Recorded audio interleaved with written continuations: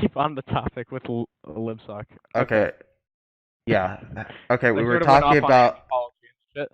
yeah, we didn't even really get to the topic anyway, so okay, Yeah. like So, the point is like fucking do we want a libertarian socialist state or an anarchist? Or like I'm more of a well, statist libertarian. I know they're like anti-statist libertarian socialist. Frankly, I don't yeah. even know Though how I'd that argue works. that a lot of them are still status, since the way that they even if it's not in name, the way that they advocate for things to be run is very much a monopoly on force and violence in a given territory. But yeah, that's the thing. Like I don't particularly know how you can like do that. I mean, there's ways in which there's a few ways. One would be like I so the thing is that like in some cases I've met a few ancoms and I know I've met anarchists from every single variety, Hmm. uh both like the anarchists and people who would like identify more people would generally accept more as anarchists but still have pretty statist leanings, like the whole um only justified hierarchies and all that. Like this here's a fucking hot take. Okay. Yeah. In this way, with it being the state being a monopolized force on violence in a given area, there's some ANCAPs who are more anarchists than some ANCOMs. So let me explain if I can elaborate, because I just gave the hot take. Okay. Uh, because I'm well aware that that is an extremely hot take. Okay. And How? okay, so there's some ANCOMs who would say that they would decide on rules in the commune in a direct democracy fashion, and then the community would enforce the rules and whatnot. This is very much basically a state, in the sense Yeah. that it is, the commune becomes the state. It's just a very libertarian state where the people and the majority decide on the rules and then have some institution that keep those rules in place. Now, with ANCAPs, I've seen a number of ANCAPs that argue for polycentric law and polycentric systems, uh, in which case the power and monopoly on force is not a monopoly on force, but a it would likely in a lot of cases become an oligopoly on force, in uh, which is only marginally better, I guess, in which there's multiple sort of competing systems of laws and rules and stuff in overlapping areas that decentralize and distribute the who has power more than that direct democracy case would. Now, I would call that more libertarian, but I don't think it's necessarily fully anarchist. Right. So okay, I'm still trying to kind of understand your post-left ideology here. Um, so like, let's say, I guess like the idea you're trying to put forward here is like, if I am a person that um I mean, in wants to my just ideal society, there wouldn't be anyone that has a system of structural or institutional authority over another and no way in which to enforce their will onto others in a very systemic and since I wasn't talking earlier, I guess I'm gonna redefine authority here, and I'll just give the quick one. Authority is a distinct, ongoing social relationship between people, a coercive relationship that has been legitimized by our authoritarian hierarchical society. It's a relationship where authority figures assert power over less powerful individuals in their care. These individuals are expected to submit to this mighty authority figure and obey their commands unwaveringly. so I don't know if this is a dumb question, but like, what if so like, how do you prevent any person from being able to enact their will upon another person without like preventing people from just being within physical contact of each other? I mean, physical. I feel so. Have you heard of the concept of capitalist realism? Yeah. Mark Fisher and all. Yeah. So I feel like that also very much applies to authority in this case. And I bring it up because I feel like it sums up part of the question that you asked pretty well. In that, uh, it is difficult. Like in capitalist realism, he mentions that it's easier for us to imagine the end of the world than for the end of capitalism. That it's so ingrained within our society, and I feel it's the same way with authority. That, like you just said, like how would you prevent that from happening, aside from keeping anyone from physically interacting with another person?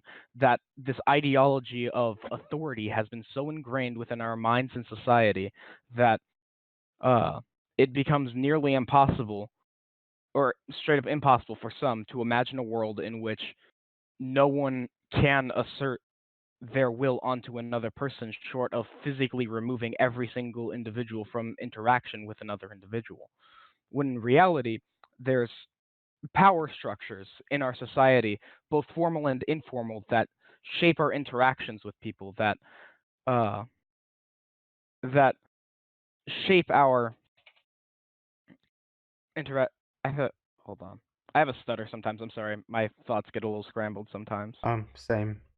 Uh, it's hard, which is why I try to usually avoid live things. This is the first time I've done this, so yeah. I mean, like, when I People record or my power. videos, it's like the same thing.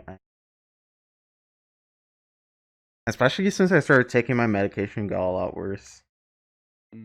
So yeah, we have power structures, formal and informal, that define our interactions with people. That is what creates these authoritarian situations, that we grow up being socialized within these power structures, that we barely even think about it. That when someone in a formal or informal position of authority tells us to do something, we barely question it, and we don't fight back. That's not an inevitability. That is a result of a long and deep struggle within since like the beginning of civilization. Such as there's been multiple periods in time in which these different power structures, obviously in different formations, but part of civilization is centralization and power structures, and that's one of the reasons of being against it, along with ideological. But we can talk about that. It's not impossible to eliminate these and negate these social interactions, to try and educate people and open their minds more to question why they might be listening to someone, to not obey and to not do what they're being told. And I think that it's along those lines that there is a path towards anarchy. There's paths to creating a permanent autonomy. And I still need to read it, but there's a book by a man named Hackham Bay, called The Temporary Autonomous Zone. Yeah. And there's some other pieces too, such as the Periodic Autonomous Zone. There's other shorter pieces that I have read on it. And it's essentially moments in our lives where we create a little tiny pocket of anarchy, where no matter how short-lived, it shows that it's possible and that we can achieve it and that we can experience it. When you shoplift from a massive corporation or run from the cops, I've never shoplifted from a man. Dude, I'm not white. I don't get to do this kind of shit. Oh damn, you're right. Dude, I obey the fucking law because I'm not about to get fucking yeeted off the side. That's a fair reason. But when you disregard or do something another way from what you're expected to, when you fall outside the lines and you go onto the margins and you leave what is known, you create a little moment of anarchy within your life. When there's a temporary... Hold on. No problem.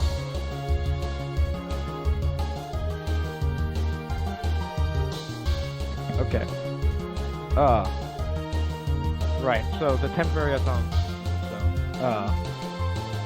There's little moments that we can create through the negation of power and these power dynamics in society that create little pockets of anarchy, basically, until we, with a number of strategies, doesn't really matter.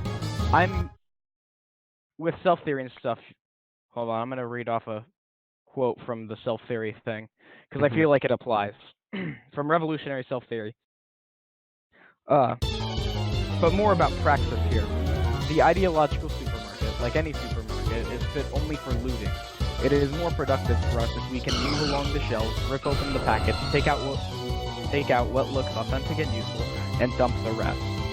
You can take actions from different theories and apply them in a way that actually leads towards an authentic and real anarchism. And I think that at some point, like, that is a pathway that we can get to an actually decent and free society through dual power and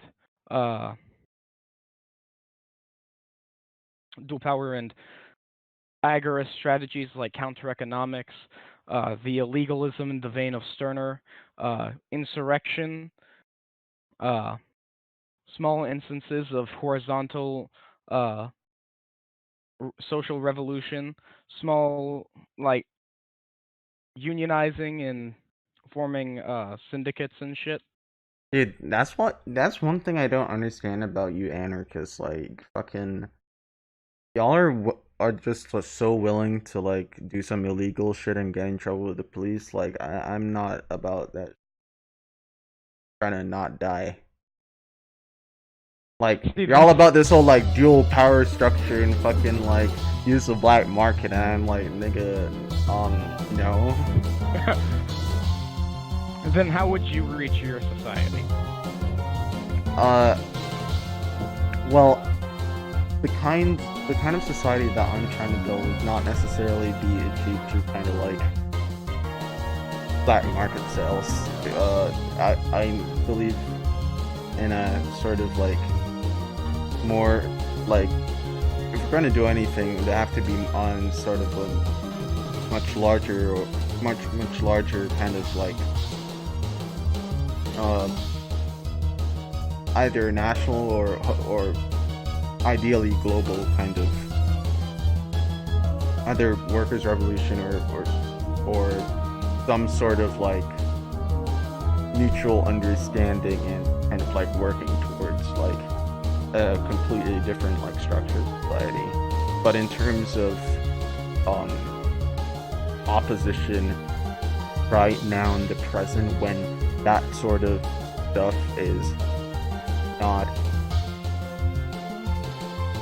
like, it's not going to immediately lead to the kinds of outcomes that we probably want or need. The benefits of that to me do not justify the cost being putting my life at risk. So yeah.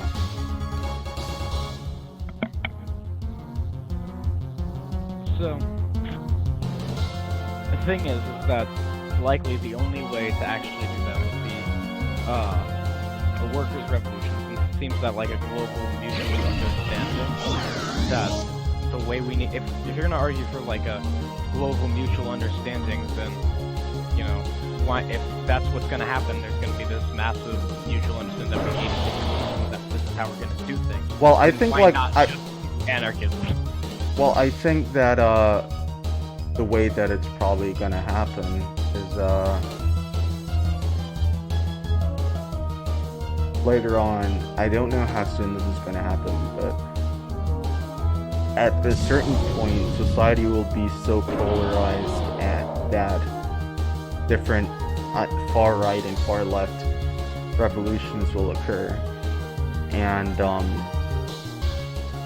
those will, like, the first few of those will end up sending a wave kind of akin to the far right wave in Europe, but kind of on a extremely massive, like large scale, that kind of was happening after the Russian Revolution. A bunch of stuff happened to kind of quash that, but the idea is that we know that once there is a workers' revolution in a certain place, and it's more likely that in the surrounding areas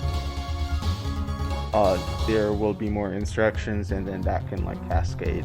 Right, so one of the things is that I feel like if that scenario happens, it will not end well.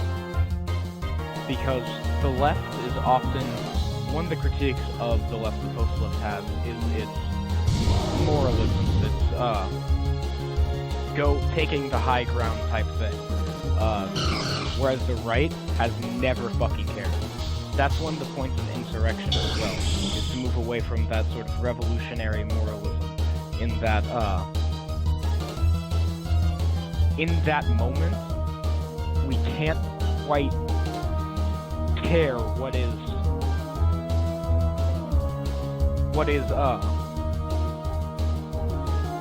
it's hard to give consideration to a good or evil in a situation like that, and leftists will generally try to do that, whereas rightists, especially being the more authoritarian ones generally, would be like military dictatorship type shit, and people would follow. And another thing is that I feel like civilization is very, very much suited towards the right. It is, and towards authority. It is very much. Are you familiar with the exact definitions and stuff with domestication? No, probably tell me. Hold on, I'm gonna grab a certain text up. I mean, like, for me, I would want to federalize and kind of decentralize the state as much as possible. I want to get rid of it entirely, but I would agree that the more statist something is, and the more right-leaning it will become, which is why, like, I really, really, really question this designation of leaders like Lenin and Stalin as of the left.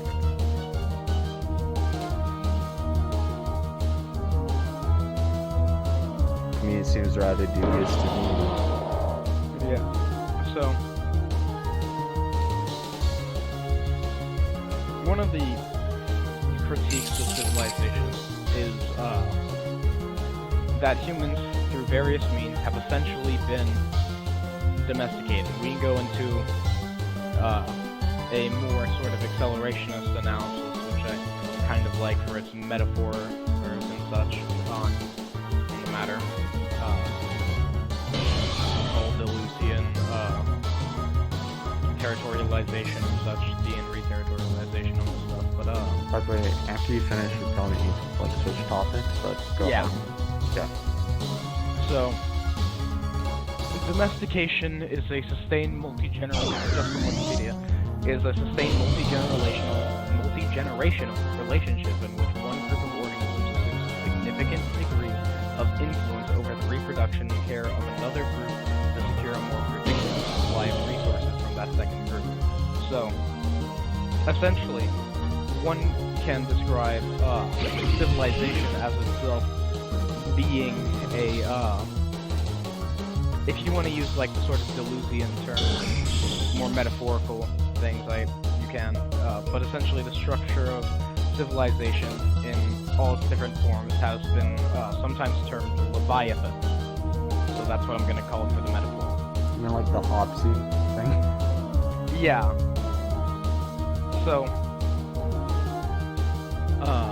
essentially in this case, with humans, the domestication is done by Leviathan, in which what it necessitates with this domestication is it wants things to carry on its own life. It needs the domestication to sustain itself.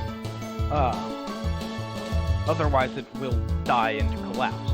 It needs people to be subservient and submissive to the various power structures and such that it takes from capitalism to feudalism to various forms of statist socialism and communism, such as the USSR and various other places. It's all part of. It's all just different, essentially, aspects and forms of Leviathan that keeps people as their role in their roles and keeps power structures around to keep people controlled. Now, I guess this would go into the next thing if I'm with critical sociology, and I guess more specifically critical thinking and sociological imagination and whatnot, in that if you can free people's minds from these ideologies and systems and things that keep us down, then what is left is completely uncharted and unknown to us as of now, especially not in the modern age. It essentially requires a rewild. Are you familiar with the term rewilding as well? Rewilding? Yeah. You mean like fucking going back to like cavemen and shit? No. Hold on. Let me see if I can find a decent definition.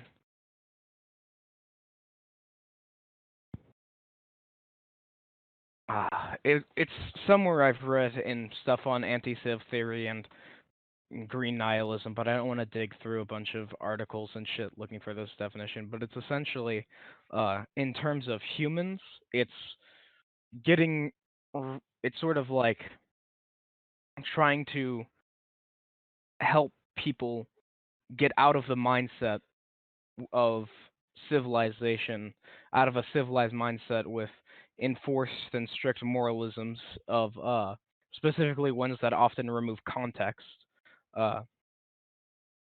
And so, so one of the things that I read was essentially that wild is undomesticated. It is free, and right now we are domesticated and essentially in chains. So to rewild is to make us free again, to make us non-alienated, to restore ourselves, essentially. Okay.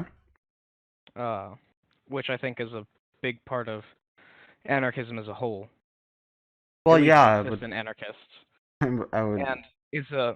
And is essentially, I would generally say probably the only way to genuine liberation and freedom.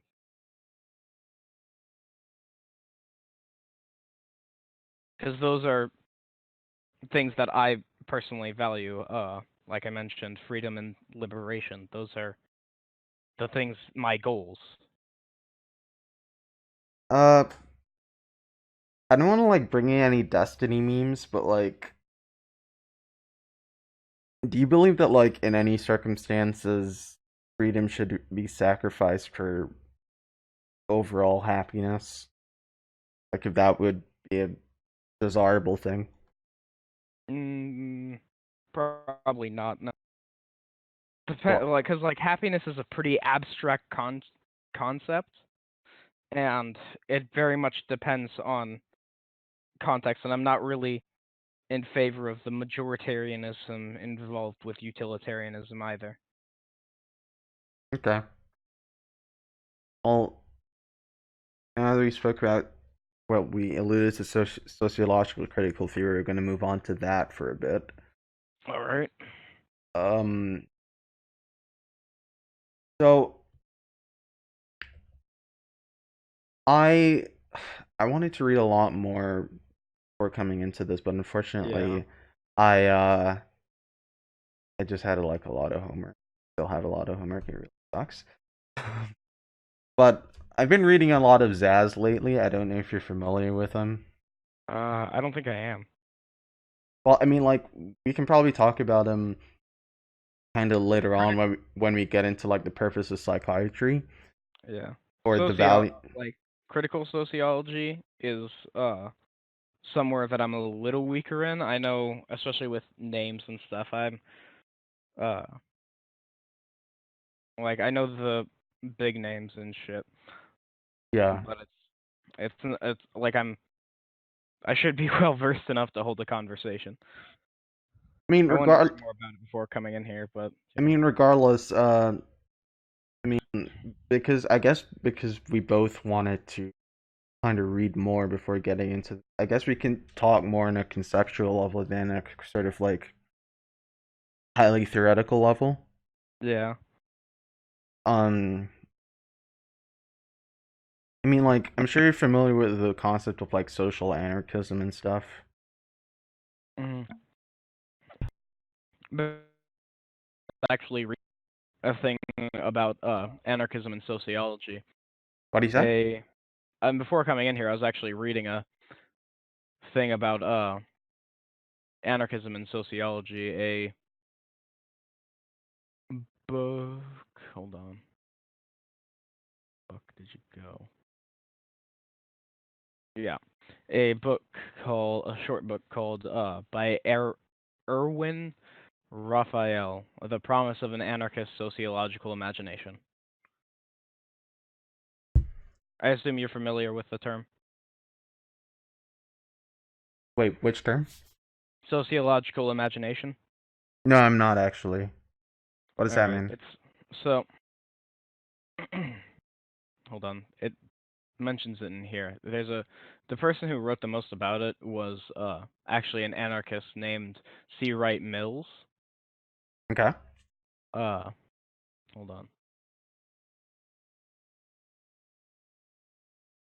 Let me just scroll up a bit. Hmm.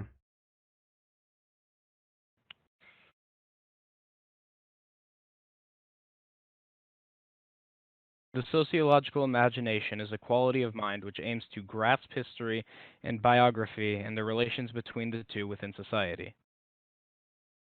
Okay. Uh, and then so more from the article, more concretely, Mills posed the following questions as characteristics of the individual who exercises this imagination. 1. What is the structure of this particular society as a whole? What are its essential components and how are they related to one another? How does it differ from other varieties of social order within it? What is the meaning of any particular feature for its continuance and for its change? 2. Where does this society stand in human history? What, damn it, hold on. What are the mechanics by which it is changing? What what is its place within and its meaning for the development of humanity as a whole? How does any particular feature we are examining affect and how is it affected by the historical period in which it moves? And this period, what are its essential features? How does it differ from other periods? What are its characteristic ways of history making? 3. What varieties of men and women now prevail in the society and in this period? And what varieties are coming to prevail? In what ways are they selected, informed, liberated, and repressed, made sensitive and blunted? What kinds of human natures are revealed in the conduct and character we observe in the society and in this period? And what is the meaning for human nature of each and every feature of the society we are examining? Okay. So, in what context is you're putting that into a certain context? What was that? I was talking about the sociological imagination. Yeah. Yeah, I know. That's what you were just talking about, but you were Yeah. speaking about that in a certain context. Yeah, we were talking. It was just like it's a big thing involving in sociology. Yeah. Oh right, I was just talking about the book that I was reading, and then I asked if you were familiar with the term Oh sociological yeah, yeah, yeah. imagination. Yeah, yeah. Yeah, and that's just the answer. Okay. Um I mean, hmm. Yeah, I feel like I definitely need to read more. But if we're talking purely on a conceptual level, I guess we can talk about like if we can talk about like um well, I don't want to talk about like something that we both agree on, which is like whether the idea of like social anarchism is good. But I want to get your opinion on because there's been something that I've been thinking about, and it's that well, it's certainly related to your idea that um like protection from violence or like systemic violence or just like record violence, I guess, is not necessitate like certain superstructures. In that I would say that on a pure because one of the biggest criticisms of socialism, is acknowledged even by kind of Marx himself, was the idea that like in socialism there's kind of a there's a switch from um hierarchies based on economic power to hierarchies based on social power, which like of course is like as a person makes me kind of nervous or whatever. um but if we're trying to create like a society in which perhaps you say all hierarchies generally, I would say all unjustified hierarchies, um in which those things can be eliminated, we're gonna have to start talking very seriously about I don't I don't know if you saw Joker recently. This is actually something that was that was kind of sparked to my mind by Joker. Mm. Did you see it? No, but I know all this. I know what happens. Yeah. I know the spoilers. Yeah, so it made me start thinking about like how can we beyond sort of like an economic level. I think we can say that economics not the only problem in this guy's life. How Yeah, can we prevent this sort of thing from happening on a sociological level? And and I, also like a psychological and psychiatric level. yeah, well, we can get to psychiatric later, but Yeah. I feel like the reason I didn't want to spend so much time on it is because I'm probably going to make a video on my thoughts on psychiatry generally, and All right. I'm definitely doing a ton of research on that one, so that's probably going to take me a while before I really feel comfortable discussing that sort of length. Um, Yeah. but if we're talking about on purely sociological level, uh, I mean, one of the things we're going to have to start looking at is kind of in a certain way politicizing social relations because a Hold on, right wait. Oh yeah, this is something I wanted to question you about. I'm sorry, sure I don't mean to cut no you off, no but problem. what do you define politics as? Because I know that there's a definition out there on politics being essentially the legitimate distribution of violence and such, and then there's a take that I go in, and consistently anarchist take that I go into using that definition specifically. But yeah. If I haven't like read a ton of theories on like theories of like the definition of the word politics. I mean, when I think of it, I usually think of um like the relationship between like certain group interests, like the struggle between the interests of certain groups. Well, in that case, I suppose that again, a pretty consistent anarchist take would also be one of anti-politics in the sense that anarchism, in its abolition of hierarchy, also seeks to abolish groups and those artificial interests of those groups that would lead to these things. Hmm. So abolish all groups.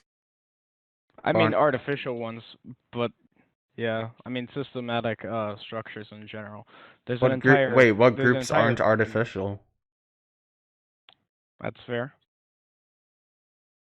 So if you I abolish, mean, other than like I guess uh I mean I would say that friend groups aren't necessarily artificial. They're formed rather naturally with people that you meet.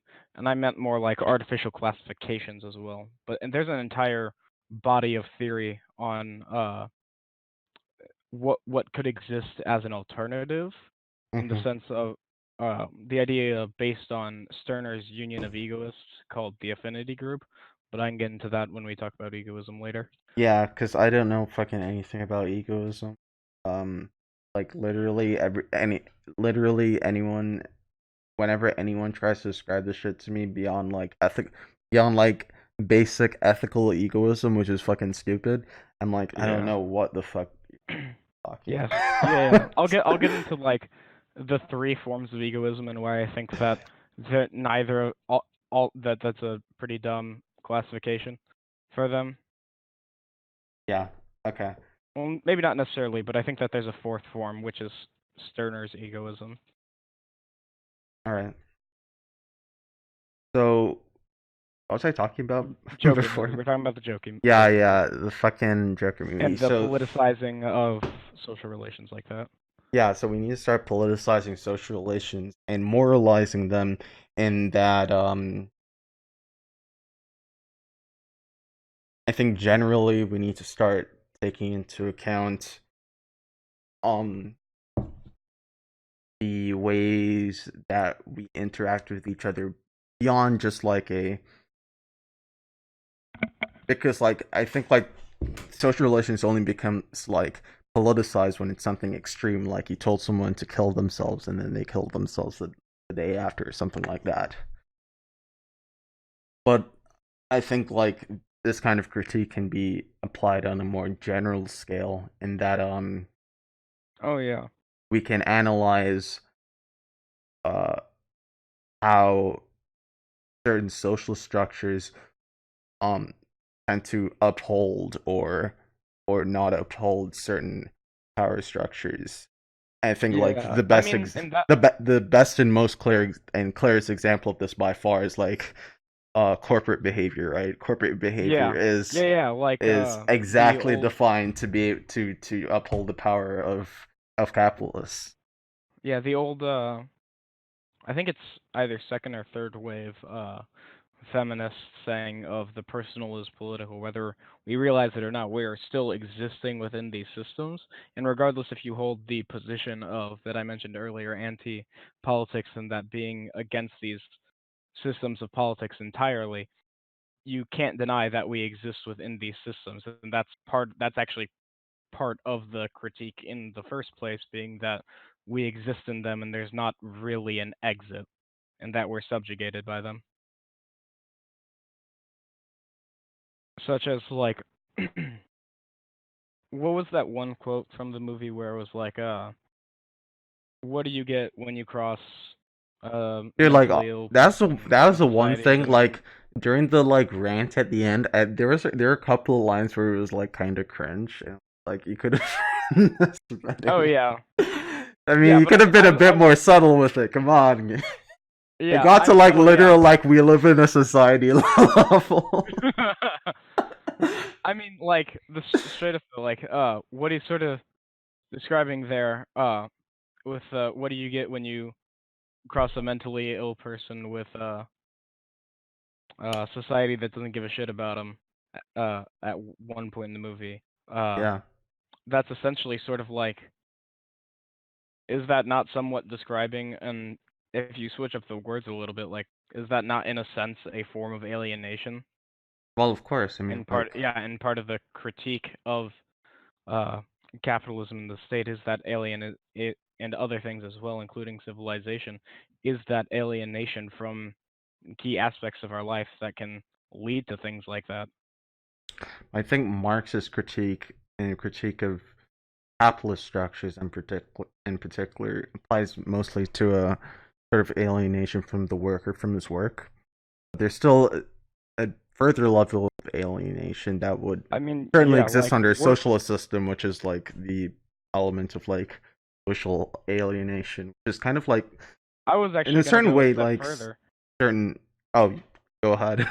That it's not just the problem with uh, capital alienation like that is not just part of being alienated from one's labor in working, but the structure of work itself and the careerism that we've had since uh and with from since we've had since the division of labor with the beginning of civilization has itself had an alienating effect on individuals as a whole, and that we sort of are pressured by society to enter specific careers and become, and it's essentially a ideological careerism, which in itself can be alienating. That it's not that labor is alienated from work, it's that work is alienating from life. Mm-hmm. But I mean, like that is certainly 20th century, and I think that is kind of where I would want to go in sort of like a late stage, like post global workers revolution kind of socialist system, in that the idea of working for this, like working for the sake of growth, is eliminated, and people can just like work and generate whatever products or whatever they see fit in terms of like what they would like to do with their lives. Um, but that would be more of a much further late stage stuff, and we'd have to see where like the technology is at that point, and whether like feasible for that to happen, uh, given our current level of development. It would certainly be a complicated process, but Right. it would Well, certainly be a good end goal to get to. mm, I mean, I'm pretty much against the entire whole division of labor stuff as well.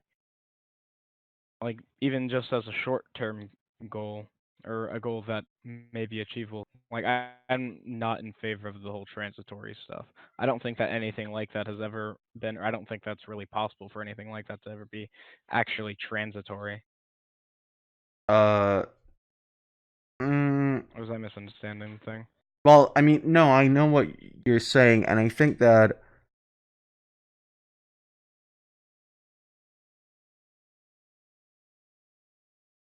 that to a certain extent that's true.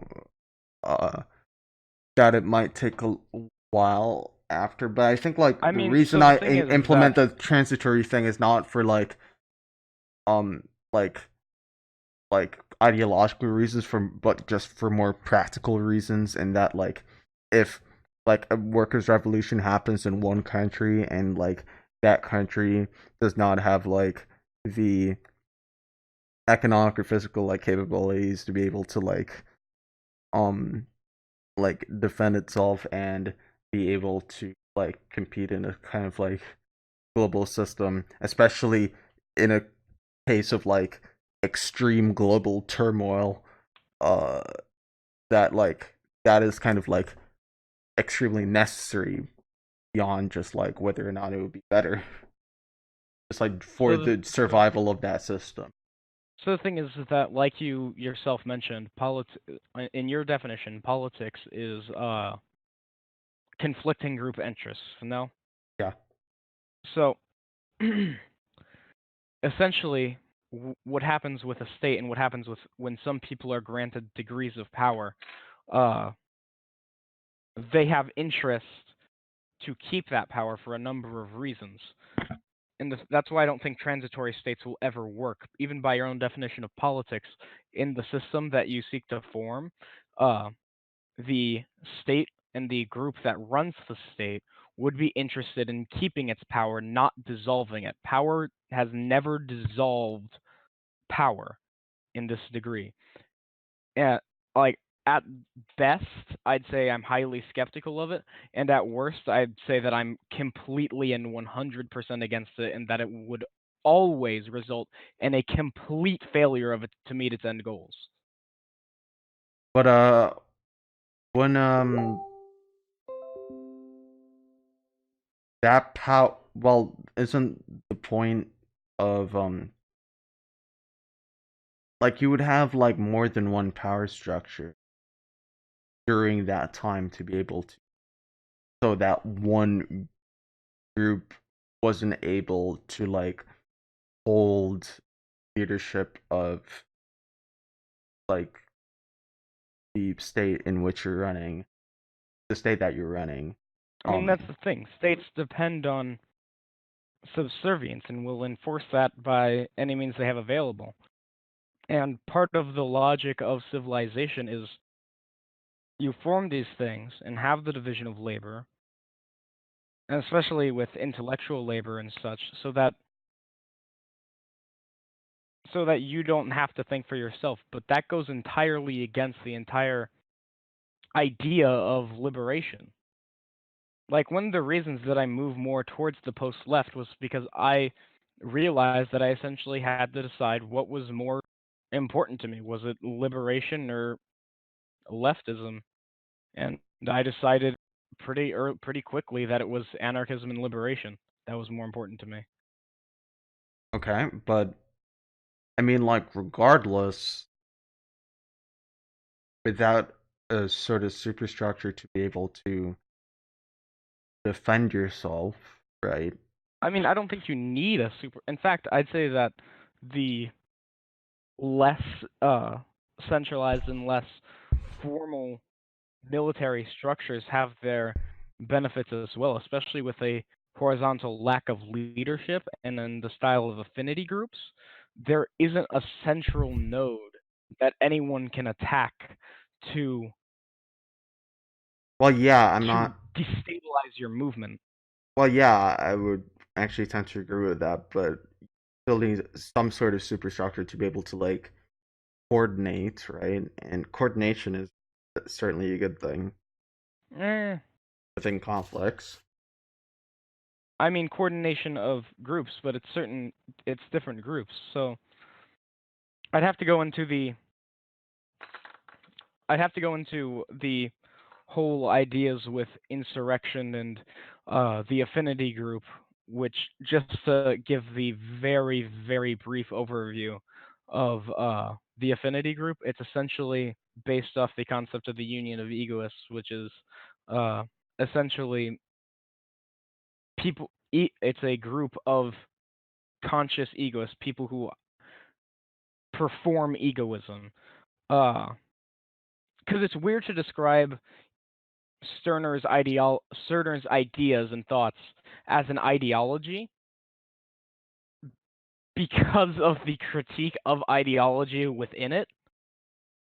It's much more of an actionable thing. It's a thing that you do. So, and a portion of Stirner's book is spent talking about social relations. Now, the affinity is applying that idea of social relation to insurrection and combat. uh, in that I'm not sure if you've heard the term, and I don't know how many anarchist spaces you're in, but armed desire is Armed desire. Yeah, I haven't yeah. heard of it. So I'm in a few anarchist spaces, but like I'm not, because like within more I'm more of post a, spaces, yeah, I'm not like in the fucking post love. yeah, I'm in a number of anarchist spaces.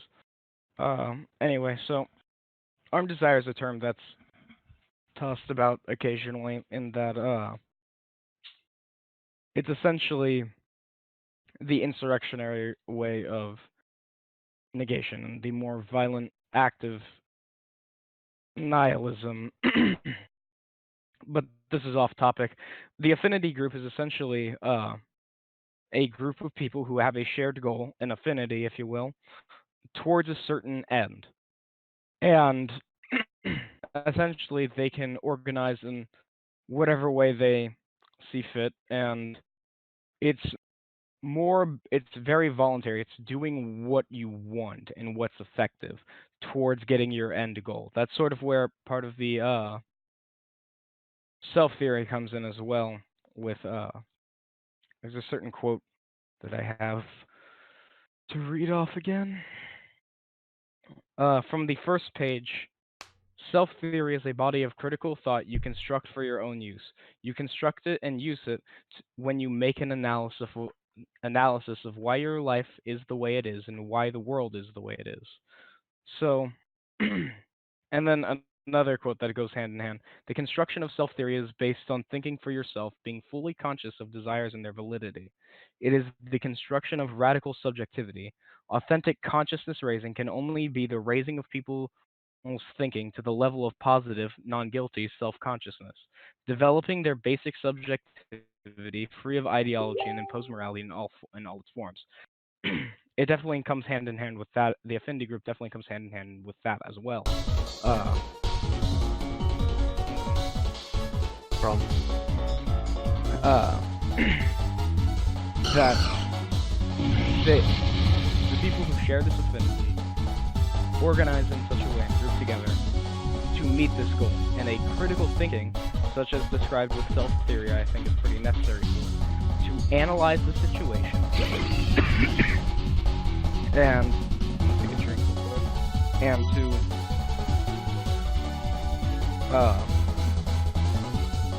analyze then and to come to conclusions about the best way to do things in the way that you want to do things.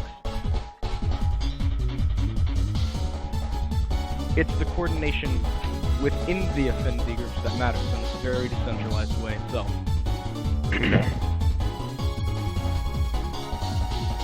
You just send me some of this shit, 'cause this shit is like, I feel like all of the postless stuff, fluff stuff is, I mean, like, you're introducing me to a lot of it. A lot of it is very new to me. I guess I'm more old left. Yeah. So a lot of it is definitely very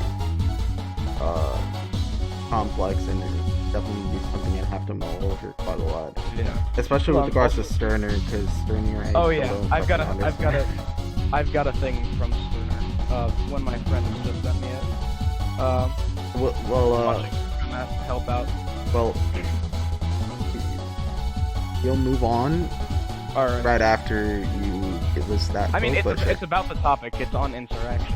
Yeah, but I'm just saying we're gonna move on to a different topic. All right. Yeah. I can talk about it with the egoism. Oh, okay. Well, in that case, if you're gonna leave it for egoism, let's move on to the value and purpose of psychiatry then. Yeah.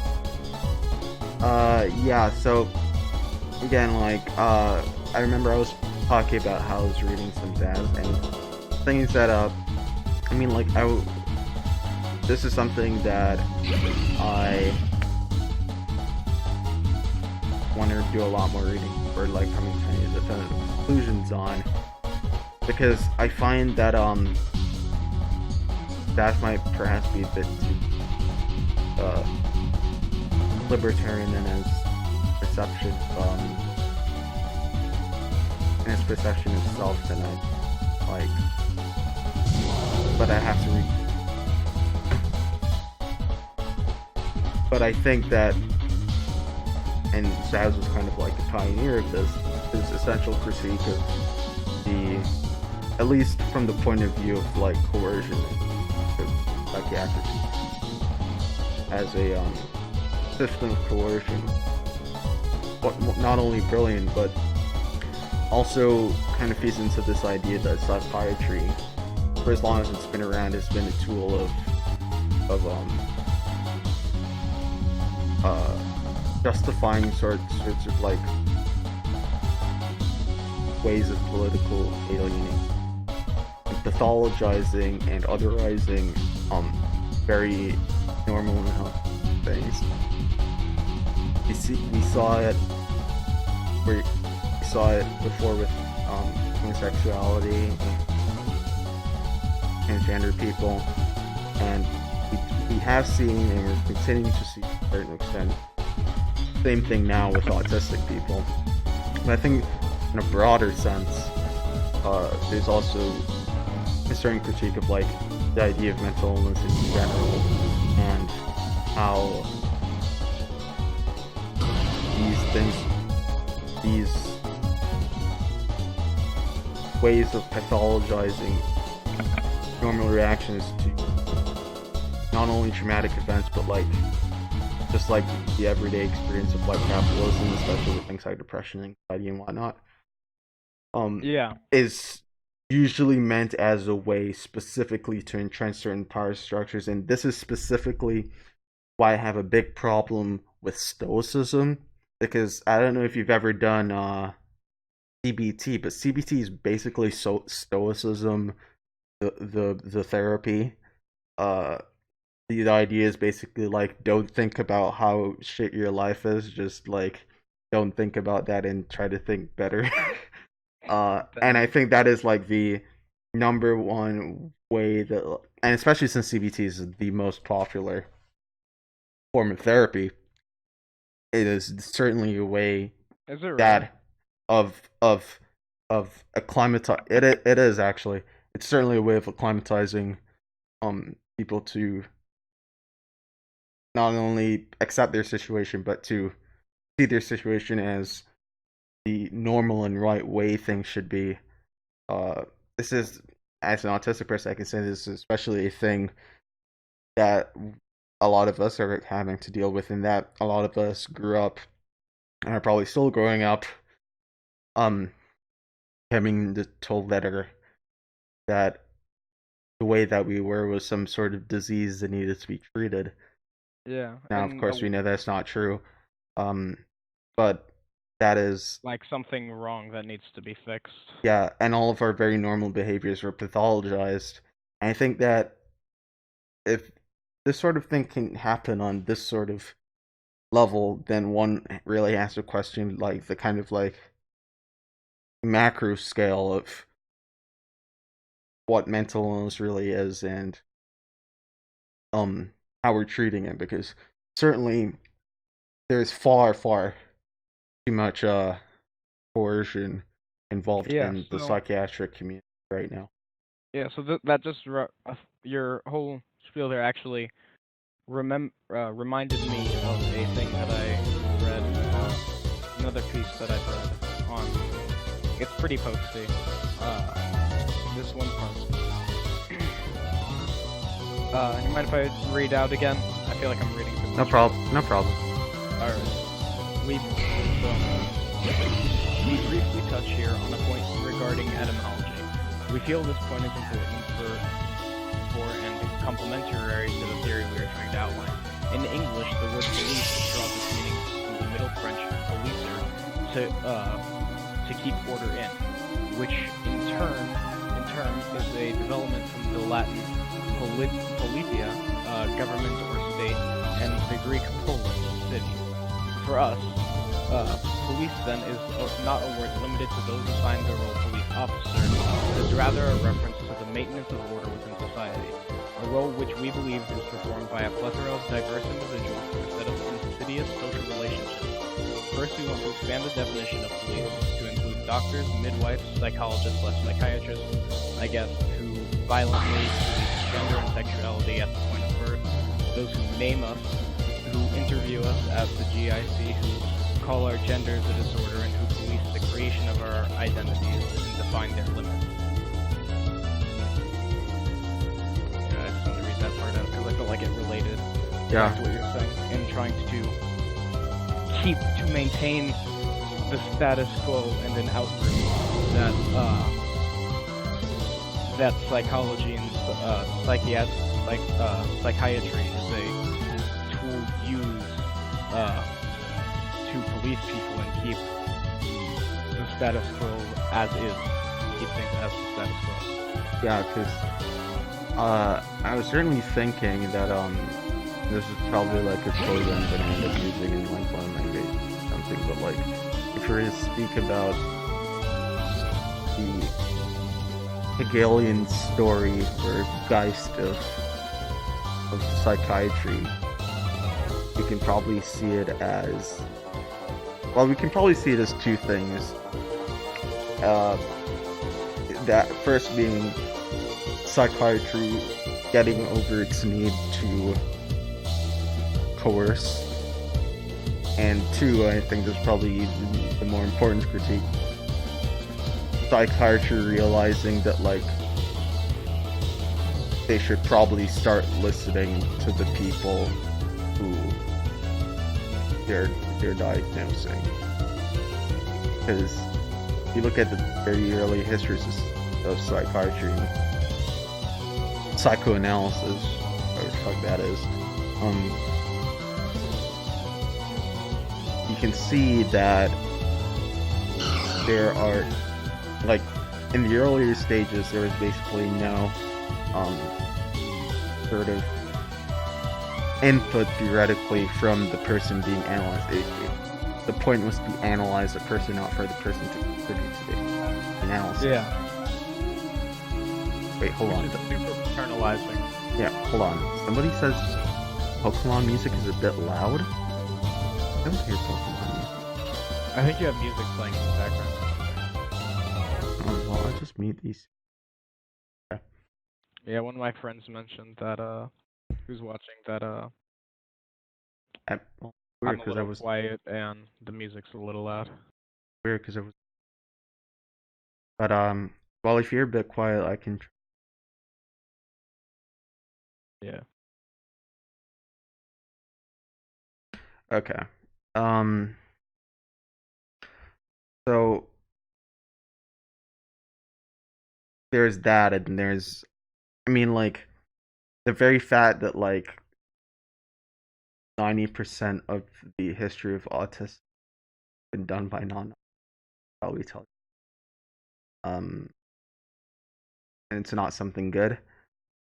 Yeah. And I think like when we got over like the idea of psychoanalysis and like just like coming up with their own dumb theories as to what the subconscious holds, as though like that fucking matters. Once you started to try to make this into science, what became strange is that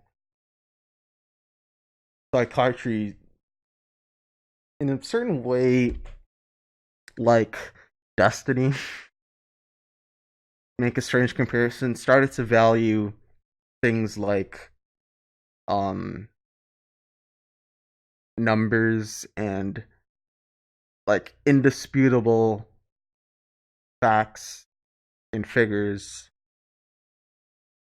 with some sort of perhaps interpretation by the psychiatrists, most of whom had no condition that they were creating analyses of, but regardless of that, Yeah. So it was mostly the valuing of that and like the valuing of like the rates of like decrease of like depression following a certain like medication, or like how many, like what was the percentage drop in like depression with CBT or whatever. And we see this especially with autism, like the like the behaviors are recorded, and it's a very behaviorist form of kind of like interpreting that kind of thing. yeah. But while It's completely very impersonal. right, Yeah. right, it's extremely behaviorist without, and because of that, it fails to incorporate the actual subjective interpretations of the people who are experiencing those things. Because while yes, that may look a certain way to you, the problem is that and this is kind of like the problem with a lot of scientists in general, is that they have this false sense of objectivity. Yeah. And an inability to be able to admit that there is no such thing as an unideological standpoint. And because of that, they think that by interpreting things from a behaviorist point of view, that they can come up with a sort of objective, quote unquote, interpretation, whereas the reality is that without that qualitative subjective context, you're missing necessarily extremely key element that is probably not only important for future research, but important for understanding even what you're seeing currently. And the more that psychologists have come to realize this, is more accurate their information has become, because many of the behaviors that they've seen and recorded Yeah. ended up being a lot different when they actually, or the interpretations became a lot different, and further research was better able to be done once they started like further and further incorporating those actual like experiences. But still to this day, psychiatry is just very, very bad at this, at actually like gathering qualitative experiences from people. Yeah. So, I kind of also wanted to go back and touch on the thing I mentioned, the quote I mentioned earlier involving policing and stuff, specifically on uh, it and back to the status quo, I think. So in the article, I believe it was written by at least partially written by a trans woman, which is why it specifically mentions the gender stuff in the quote that I read. But I think that in the current situation, what we're talking about, that it also applies to autism, especially with what you're talking about with the disregard for the subjective interpretations of one's behavior as the autist in question. Uh, the people who classify that and stuff have a goal to keep the social order in place. They have they call it a disorder and uh, try and study it, but it's a unique personal state of mind and uh, difference, I guess. Yeah. I mean, like, certainly, it's definitely. And also, they also with that studying and stuff, they mentioned policing what the sort of boundaries of identity and gender are. And in this case, it's very much policing the boundaries of what normal behavior is. Well, yeah, certainly, and like normal social relations and what, which is why it kind of comes back to this idea that I was talking about in the sociological discussion, that what we probably need to start doing is kind of eliminating, like, I think like we as a people need to start eliminate, pretty much get rid, like, I guess like our idea is that it's okay to be prejudiced, just so long as you're not prejudiced against like um a fairly large group of people that have a certain like political influence. Otherwise, it's fine. I would argue the opposite. I would argue that unless like the behavior is like toxic or like not conducive to like a healthy sort of like I mean, people relation. can like have toxic behaviors and stuff. You don't have to associate with them. Oh That's no, why oh no. Well, I don't I know. was speaking more of a I was speaking from more of a like, besides those behaviors, people need to stop making sort of like, because people almost make like moral judgments on behaviors that are in no way like harmful, but are Oh like, yeah. but they make, but regardless they make moral judgments about about these things, and they refuse to associate with people who do these things even though they don't harm anyone. They just think it's like weird or something, Yeah. which I think is something we need to completely, like, this And again, idea of that weirdness in that general. also I think we need to eliminate this idea of weirdness in yeah, general. I'd 100% agree with that. Uh, that it's that is entirely a construct in and of itself that also relates back to the policing stuff because that's what's on my mind now. Uh,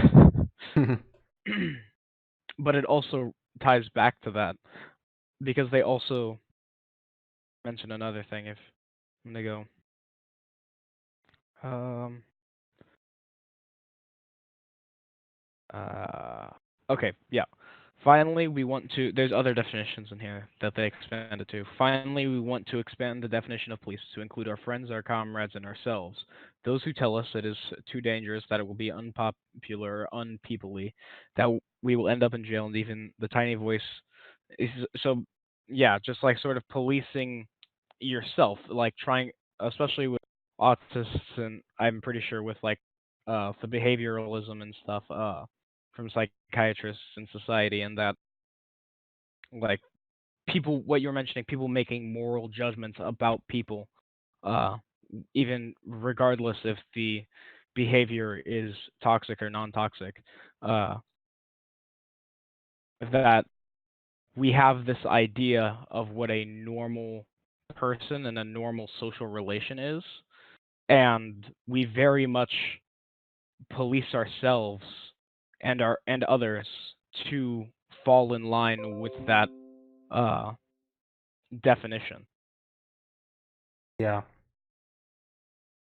I think it's very strange. I mean, like, even the word weird, like, honestly, is kind of guys when I really, because I mean, like, if there's any word that autistic people get, it's that one quite a lot. But Yeah. uh, I mean, like, I think, like, just in general, the concept, regardless of whether or not you're autistic, is impressive or probably needs to be done away with. Like, uh, regardless of um I guess like whether or not you're a woman, like the concept of or transgender probably still needs to be abolished because that's probably the best way to go about things. Um, Well, so I have opinions on gender that also relate to egoism. sure. So I guess I'm like part of the discussion with Sterner is uh that the book The Ego in Its Own is not a good translation. It's a shit translation from the 1920s. Okay. And but the better translation is called The Unique in Its Property. And he uses property in a very specific way. So he argues that uh, we should not have these social structures which have control over us. It was very much an egoist argument that the oh right, I never mentioned the article title. The title of the article is "I Want to Kill Cops Until I'm Dead." It's an Okay. interesting article. I Sure. found the title humorous. Anyway, it's very much an egoist argument that they were making that no one should be policing others, as it were.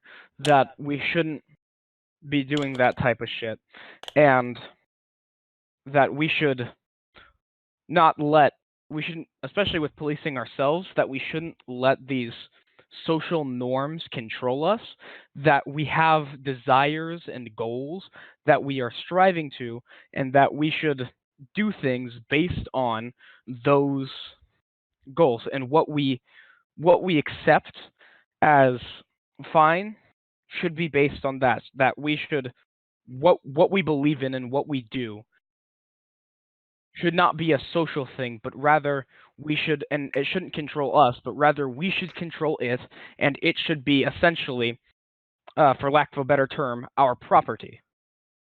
That you have ownership of it, rather than it being, like I mentioned with in the definition of ideology earlier from the self theory thing, in which ideology you are no longer the subject of that thing, you become the object.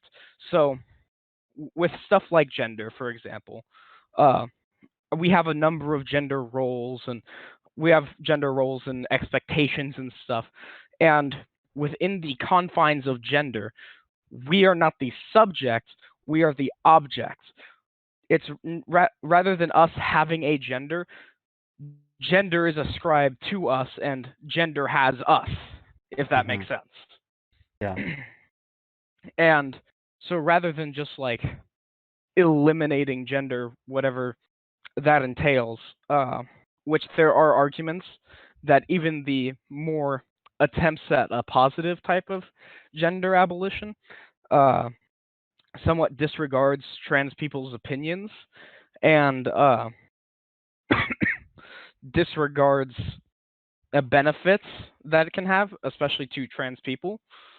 And so I argue sort of a gender egoism that rather than abolishing it and getting rid of it, that rather we should flip the script on it. That, as it were, like I mentioned, where gender has us, we should have gender. If we want to identify as something, that we should be able and that we should have control over it. That we shouldn't be held back by the roles or anything like that, but having an identity is fine. Right. But at that point, like some might call that in and of itself a sort of abolition of gender. I mean, Because well, I mean, like, unless you're going from a practically infinite point of view, if you're trying to sort people into like somewhat finite, um, defined and known, um, gender roles or gender stereotypes, I mean, that could be argued to be inherently oppressive in itself. oh If yeah, there are a which is limited number which of them. yeah, which also another thing.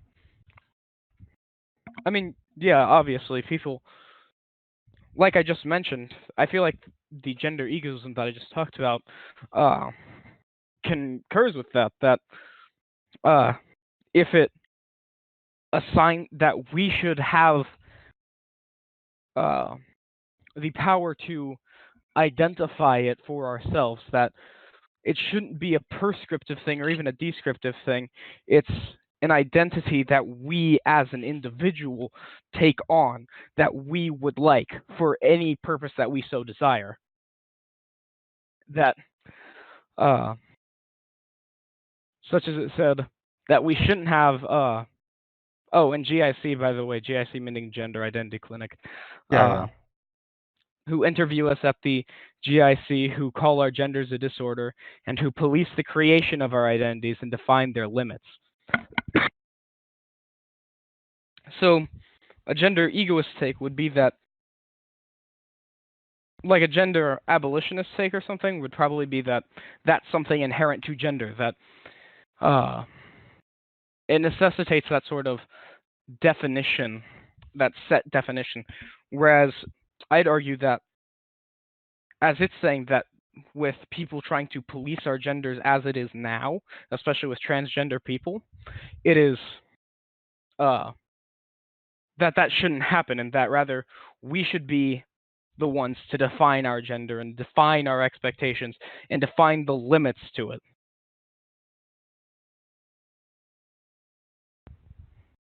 And I feel like that one is from my interactions with trans people and stuff, I feel like that's a much less toxic take than a lot of gender abolitionists have, even on the left and such. Yeah.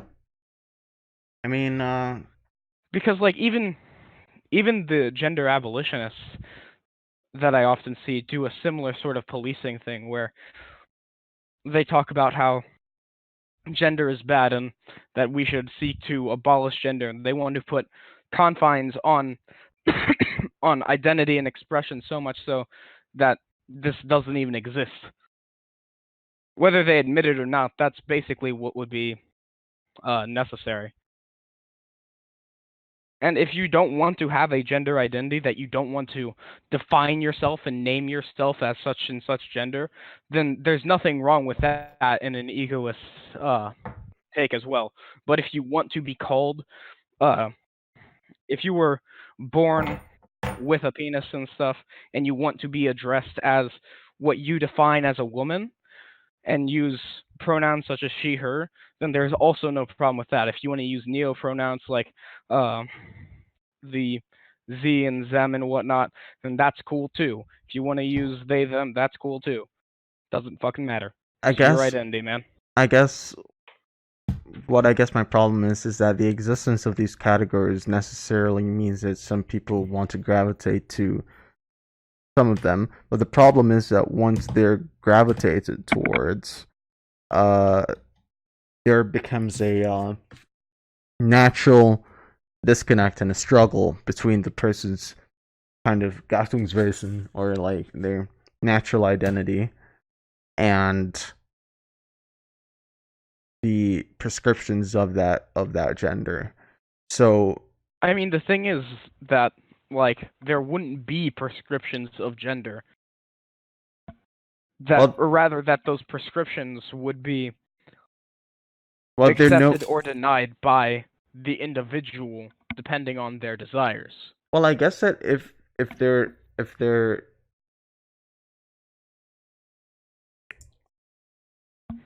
is no external policing, which I think would probably be a necessity, as I mean, people gatekeep all the time. I feel like that is, in terms of And like a I think it's sociological something that we should sense. fight against a bit, I depending. I I mean, there's nothing wrong with, like, freedom of association and whatnot, but there's a difference between that and policing. I guess like the existence of any groups, I suppose, necessitates the existence of some people who will want to police the borders of those groups. Otherwise, the group border the difference between groups becomes meaningless. And if there are people like that, then there becomes a struggle and a disconnect between what the person is and what the prescriptions of that gender are. All right, time to break out the Renzo Novatore quote. Okay. So, Renzo Novatore wrote a book called Towards the Creative Nothing. Okay. In it, he says, "Anarchy is not a social form, but a method of individualization. No society will concede to me more than a limited freedom and a well-being that it grants to each of its members. But I am not content with this, and I want more. I want all that I have the power to conquer. Every society seeks to confine me to the august limits of the permitted and the prohibited. But I do not acknowledge these limits, for nothing is forbidden and all is permitted to those who have the What force is and this, valor." Assassin's Creed? I mean, the dude's name is Renzo Novatore. Consequently, anarchy, which is the natural liberty of the individual freed from the odious yoke of spiritual and material rulers, is not the construction of a new and suffocating society. It is a decisive fight against all societies, Christian, democratic, socialist, communist, etc., etc. Anarchism is the eternal struggle of a small minority against all societies which follow one another on the stage of history. It's essentially, to me, what it's saying, because he was a poet, and poetry is like annoyingly difficult to get through sometimes. Oh, you're telling me I write this. Fucking poetry. uh, it's very veiled, but what I think he's trying to get at is that anarchy is a struggle. It is another. Going back to the original discussion like a while ago. Uh, Part of it was that the post left is about action and the lifestyleism and such. That anarchy is a living thing, that it is an action, that it's not a new system, it's not some new prescriptive society. It is an action of being liberated, of liberation. Uh, it is like, to use a more nihilist definition and such, it is the negation of these societies. Uh, that if any sort of gender type thing tried to assert itself as a permanent prescriptive identity that seek to police others and to itself become a new system, then anarchists, I would expect, even within the anarchist societies, to fight back against it. It is struggle against these forces, which I don't think that are necessarily inherent to us or to groups and such. Hold on, why the fuck was I ping somewhere? All right. I know. I suppose I'm perhaps more pessimist. I know. I don't know. I'm just Anyways, like an optimistic nihilist. I guess. Anyways, kind of been spending a lot of time on this particular topic, so we should probably move on. Uh, Yeah. let let's get into like a quick discussion on intellectual property, because like Ah, yes. I disagree with a lot of leftists on this. If we're talking about like any sort of like market or pseudo market um economy, then I feel like intellectual property is probably like I don't agree with how powerful it is right now, of course, but like I feel like the Yeah. concept of it is probably pretty useful for So, protecting yeah, like I've had to. gigantic corporations from just jacking the Oh, fucking yeah, it is. So, ideas oh of man. like So, have you heard of Kevin Carson? I haven't now. He's a mutualist who now identifies more with anarchism without adjectives. Hmm. But he's very, very influential to modern mutualists and left market anarchist thought. Yeah. So he's written like 7 articles for Center for a Stateless Society on how intellectual property kills, like the physical material effects intellectual property has had and the deaths it's caused in protecting uh massive corporations. Now, I've also been introduced to a bit of nuance to the situation as well, but I'm not sure it necessarily counts as intellectual property, such as, like, generally, I would like in a entirely free system, which would include free trade, which that's another thing. There's a whole thing, so I'm gonna explain it briefly. Yeah. So it has some history behind it. In the 1920s, in America, there was an American individualist mutualist named Benjamin Tucker, who was very heavily influenced by Stirner as well. The post left is also influenced by Stirner, but is also very, very anti-market. Uh, Benjamin Tucker was a left-wing market, was an earlier left-wing market anarchist, also influenced by Stirner, and also Tucker was one of Carson's big influences, which is a big influence on modern mutualists. There's a large portion of mutualists who also identify with the post-left and its critiques of leftism and all that, but the general post-left milieu is also extremely anti-market, and so there's like a weird original post-left and like a newer emerging sort of synthesis of market anarchism stuff and post-left stuff.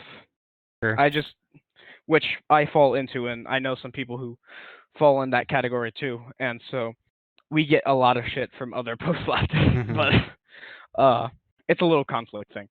So I had a point here. So generally, like I would like a society that is a sort of a market economy. It's weird to describe. So to be very brief, essentially, what I'd like is not any specific economic system. What I'd prefer is a system of absolute free trade, in which there's not barriers to entry into what we would call a market, which the definition I'm using is the one used by Samuel Edward Konkin III, a very influential market anarchist who founded the uh, philosophy of agorism. Uh, his definition was essentially a market is the sum of trade within an area.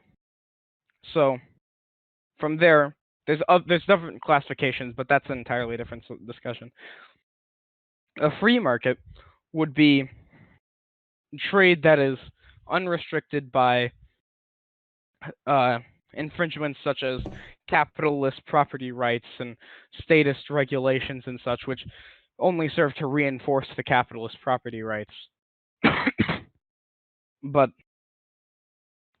so uh, generally, I'm pretty much against intellectual property, though I have been introduced to a little bit of nuance because I would like people to be able to do what they want with their lives, and that includes shit like being a musician.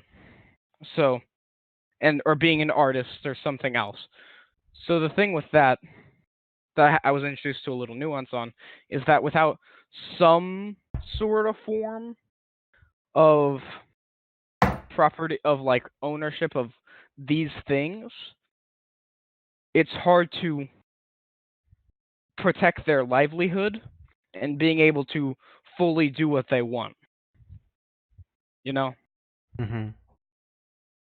Like obviously copywriting and making an entire certain color your property Yeah. or some idea, like some blueprint for a solar panel or a house or something, your property is fucking absurd. Yeah. But I But I just feel don't. like specific things like music and artwork could be fine, but I feel like those also have a sort of relation to the physical world, which also makes it less intellectual. I guess I don't like the way that a lot of the intellectual property stuff is framed in that, oh, it's just like big corporations like suing people out of existence, and that does happen quite a lot. But the Oh yeah, reality is that you've heard of to the shit get that's happening with Monsanto, right? yeah, yeah, I Yeah, know. with farmers and shit. Yeah, it's Yeah. terrible. But the reality is that were you to get rid of these kinds of protections, like people only see like the ways that like corporations are using these structures in an unfair way now. But the reality is that like just because the structure exists and corporations use it for a bad purpose doesn't mean that like the alternative wouldn't be worse, and the alternative would mean corporations actually getting even more power, because then what they could do is they could just like mass print stolen copies of like extremely small artists like intellectual property without, Mm. and then like use their gigantic like pools of money to like advertise way further beyond the like where The smaller the artists. smaller artists could actually like get to. Yeah, That would and be so the and obvious probably thing sell it that would for. happen. Yeah, but at the same time, like without that intellectual property protecting them from their own ideas, there would essentially be like uh there would be more options and availability for. I don't like using the word competition is But a the problem is difficult that subject. availability doesn't really matter when like certain structures and certain corporate like businesses, corporations, like whatever is making these kinds of things are going to have more power than others. And if one person, I mean, and if one entity can just steal the intellectual property of another, then that is going to inherently favor those with the power to be able to get their products out there more.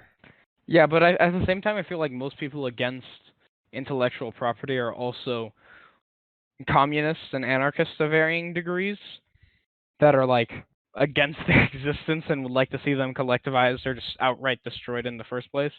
Oh well, yeah. Well, regardless of if they're collectivized, I mean, Oh yeah, the they're power still going will to be still exist. That's competing a yeah, that's a straight up institutions. argument. I mean, there's arguments against collectivization and also privatization at the same time. Mm-hmm. That rather they shouldn't be collectivized or further privatized to remain private. That they should just be straight up eliminated. In favor of what? Uh, Depends. Like, also, there's another thing too. Without the other state protections in place, that these massive corporations and stuff like straight up can't exist. Mm-hmm. I mean, obviously, if we were just to remove the state, they have enough power right now and money that they could probably uh just assert themselves as a new state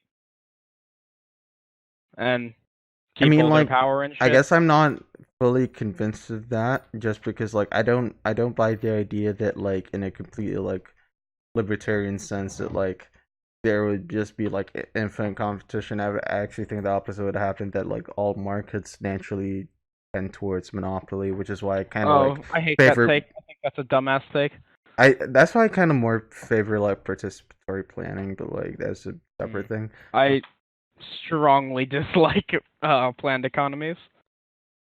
Well, I mean, like I would what my ideal system would be like a mix of like participatory planning in terms of like for like the really important stuff like extranet like local or national or global externalities, but with regards to like a sort of day-to-day function, then that could be a market. So the thing is that like the only reason that mass global markets and shit exists right now is because of the power structures. Like, I honestly don't think there's any way naturally for these things to form. Oh, Like, it's straight up impossible without a massive hierarchical structure. wait, are you you're talking about like global like Global transnational corporations and shit.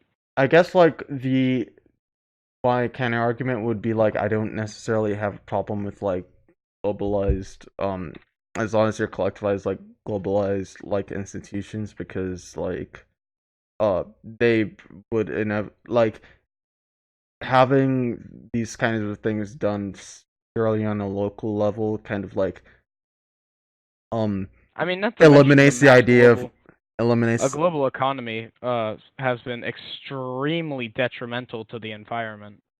well yeah that's a separate thing. I mean like I'd have completely different solutions for that, but uh I mean regardless of the environmental impact, uh we can I mean like I would argue that like the importance like the idea of kind of like mass organization and like free movement of labor has like contributed to like a great many like pretty important things that like we like have in our society, I guess. And I think that it is overall more efficient to be able to allow those kinds of structures to take hold as long as they're done in a responsible way, that they are regulated and harnessed in a responsible way. Yeah, I strongly disagree. I think that the downsides to them are extremely massive. that that this mass global society and shit like that is completely untenable with uh liberation. And as furthermore than that, hold on, doing a thing. Mhm. Oh right, I was also informed a thing, and they're gonna link me an article soon. Okay, so apparently in Sparta, like some dude named like Cargus, when centralized money was eliminated, they corporations and the richest among them actually suffered a great deal. So the elimination of Wait. Corporations in Sparta?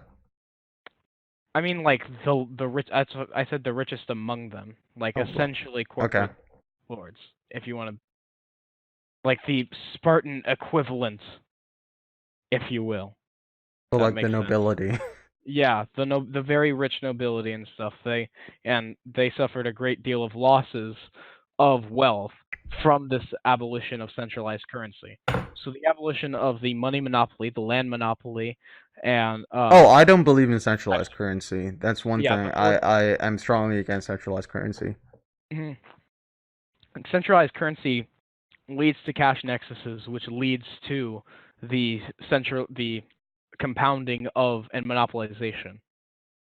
It's all these state monopolies that lead to these massive corporate monopolies as well, uh, which I think we both agree are extremely detrimental Yeah. and hierarchical. Uh, in which, like, the only way that these corporations and stuff can exist is by state-sanctioned violence and by repression of competition and by putting up massive barriers of entry into the market.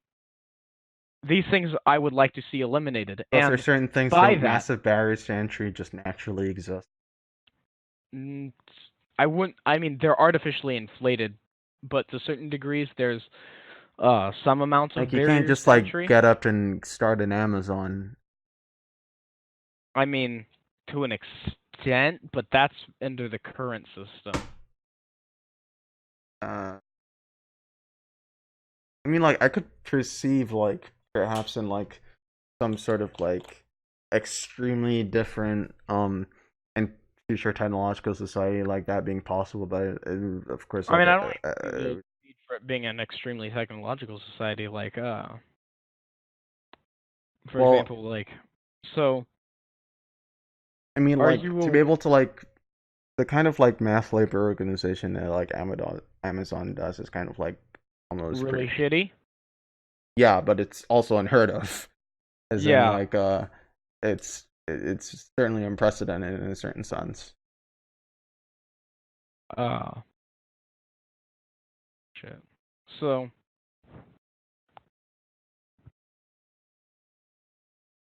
thing. So, fucking hell.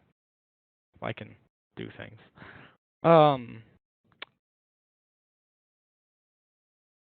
I'm sorry. Ah, fuck. Okay. There's a thing I was gonna mention. Uh, Right. So we're you gonna mentioned that move markets. just after you Oh, finish, we're just gonna move on to alright. egoism, just because like Alright. I kind of Okay. So the idea of markets tending towards monopoly is only really true when there's state coercion, when there's some outside force and other things acting on it. Like, you're right in that I don't even think like in an anarchist society that it'd be necessarily even possible to get the sort of mass labor organization necessary to start an Amazon or efficiently run it, because that in and of itself would require the sort of mass hierarchy that is only possible by coercion.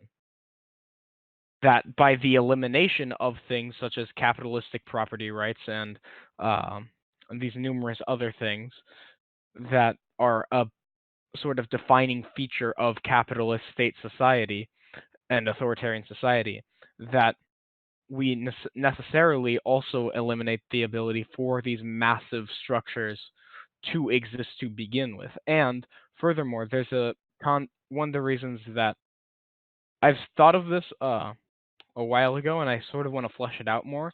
But the concept of a nihilistic market, that or a market of negation, that the effect that this competition has, that these things, the way that the type of market thing that I'm describing would actually function, would be if any sort of system like this tried to assert itself, that by nature of the way that things, that markets and such work, it would necessarily not last long and would be rather quickly expunged and not allowed to grow past a certain capacity.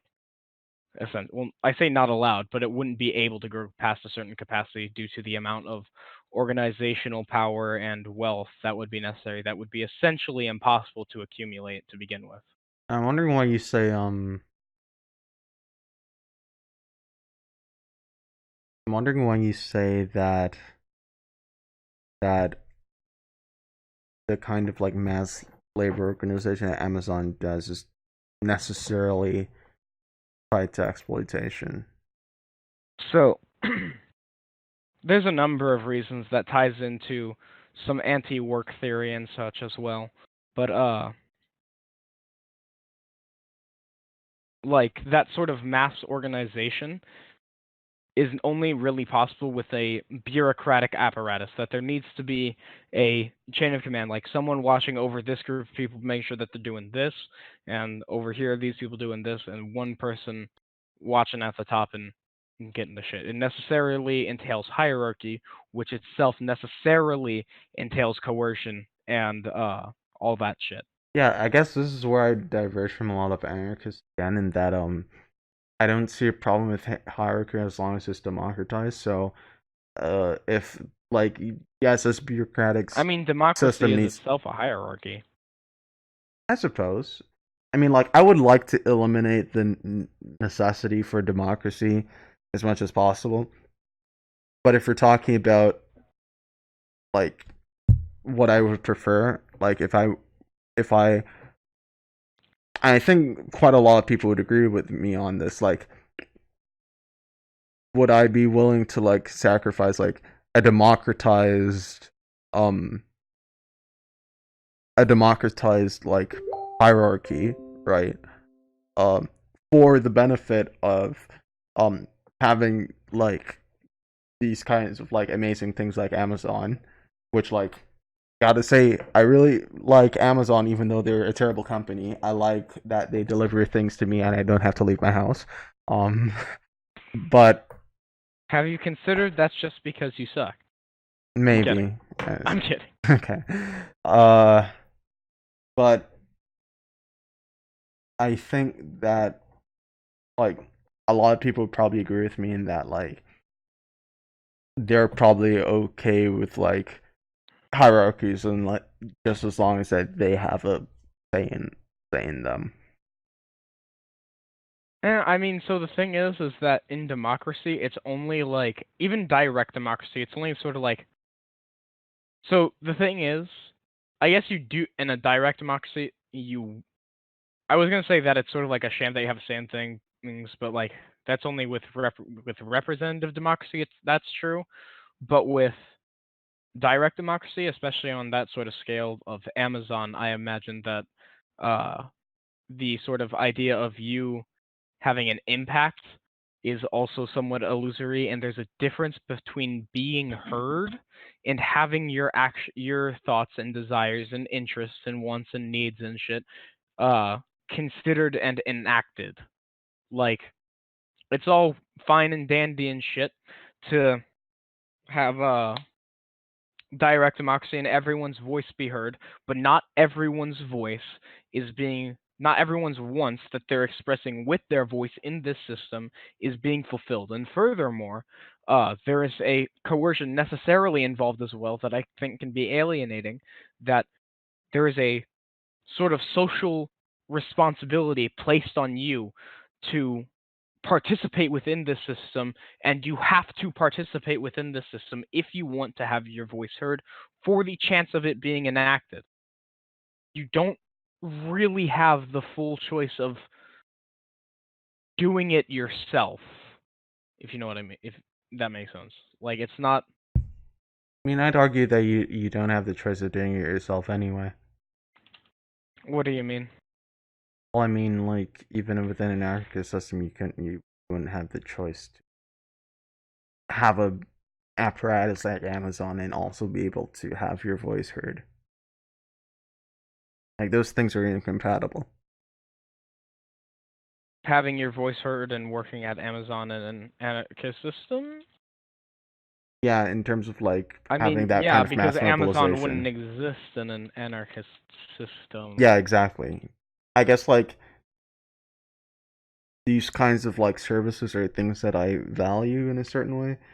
Uh, with regards to, I mean, like while it is true that while your criticisms are true, I guess like it's sort of a cost benefit analysis in that what am I losing, and what I'm losing is that like the inability to have my voice heard in terms of like the bureaucratic apparatuses or apparati, I don't know, um needed to be able to coordinate um mass mobilization of labor for like the purposes of Amazon in terms of like whether or not I feel like it is a particularly important thing for me to have a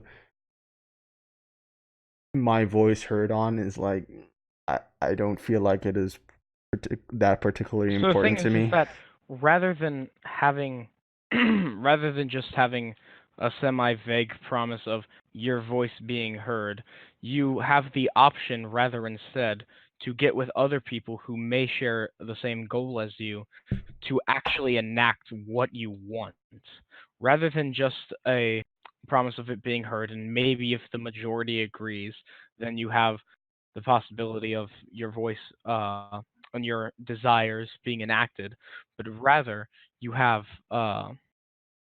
this option in front of you instead, which I consider far superior. As well, if Amazon is like this important, then I imagine that there will be smaller scale alternatives that work more that are more in line anarchist functionalities I and mean, like ideals I would hope so. that would I emerge that are not that are not like Amazonian, I guess.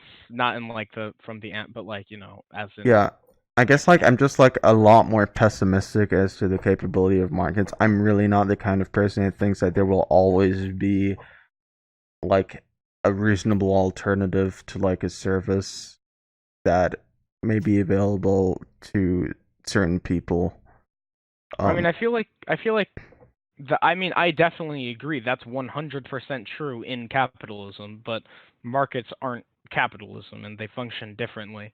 It's right. I guess it's capital is because co-option of we've markets that never function really this way. seen on a kind of a large scale that sort of thing function in that way that I'm somewhat skeptical. I mean, like none of us Yeah, really yeah. know. I mean, I don't think that. So I mentioned markets being the sum of trade in a given area specifically because I don't think that they're supposed to really expand on this large global scale. At least not in like there's one giant market, but rather there's different markets in different areas that people run differently. Like I even expect, like I would not be surprised whatsoever if people decide that the best arrangement uh, for everyone is for certain goods to be held in an extremely just in a flat out communist way, and that they are entirely produced and held in common rather than them being sold or traded or whatnot. Like I fully expect that to occur within what I would call a market system. Hmm. Uh, Simply because without the restrictions we see in capitalist deformed markets, uh, or rather the capitalist deformation of markets, as it's termed, uh, rather instead we see a possibility for a number of different alternatives uh, to act in certain ways, in ways that individuals want and desire, that it's entirely possible for the most efficient system, uh, or the system that is most desirable for some people, is to not trade but to hold these things in common because it's less messy and it works the best. And maybe for some people in different circumstances with the same thing, it may not work out the best or they don't find that desirable. And there have been uh, other non-capitalist market societies. In fact, right now, or at least back in 2016 in Mexico, there was a thing that was deemed an anti-capitalist market, uh, where essentially they made their own currency and traded, and it was extremely egalitarian. And I'm pretty sure that's still going on. And in the in pagan northern Germany, like before the Roman Empire and stuff, they also had a very trade-like system, and well, they had a very market system, and they were also extremely egalitarian and surprisingly anarchist-like in some cases. In Mm. I need to learn more about it, but there was also a similar situation in uh, ancient, like pre-civilized Somalia. Hmm. Okay. I mean, I'd have to check it out. But Yeah, I need to read more we're about the Somalia situation we're specifically before I deem it anarchist, but yeah. non-capitalist markets have existed in the past. We're kind of a bit over time, so let's just get to egoism real quick. All right. All right. So, do you have So, any specific questions? uh, how about you just start with like a kind of general overview, and then I'll maybe ask a question. So, a general overview on the philosophy of egoism is a little difficult Mm-hmm. because it defines itself by what it's against, and it is against sort of treating abstract things as concrete. So it doesn't have any formal ideas to it, I guess. I guess the best way to term it would be radical individualism mixed with a nihilism and a moral anti-realism, uh, with a optimistic and social penchant to it, like a very radically individualist take on social organization and social relations as well. Okay. So there's a list of Sterner quotes I have that I can pull up in a book.